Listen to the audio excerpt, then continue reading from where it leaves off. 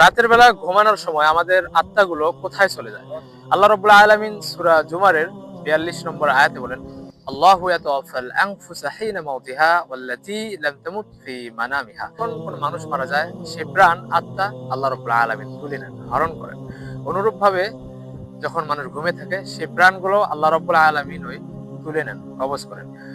যার মৃত্যুর নির্ধারিত সময় এসে গেছে, সেই প্রাণগুলো আর ফেরত দেওয়া হয় না, ফলে সেই ঘুমন্ত ব্যক্তি আর জাগ্রত হতে পারে না। বিপরীতে যাদের এখনো সময় বাকি রয়েছে, আল্লাহ রাব্বুল আলামিন সেই নির্দিষ্ট সময় পর্যন্ত বাঁচিয়ে রাখার জন্য সেই প্রাণগুলো ফেরত পাঠান। এই আয়াতের ব্যাখ্যায় আল্লামা ইবনে কাসির রাহিমাহুল্লাহ বলেন যে ঘুম হচ্ছে মৃত্যুর অনুরূপ একটি অবস্থা, যাকে ওফাত সুগরা বা ছোট মৃত্যু বলা হয়েছে।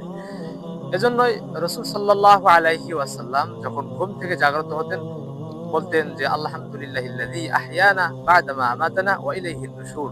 সমস্ত প্রশংসা আল্লাহ রাব্বুল আলামিনের, যিনি আমাদেরকে মৃত্যু দেওয়ার পর জীবন দিলেন, জাগ্রত করলেন।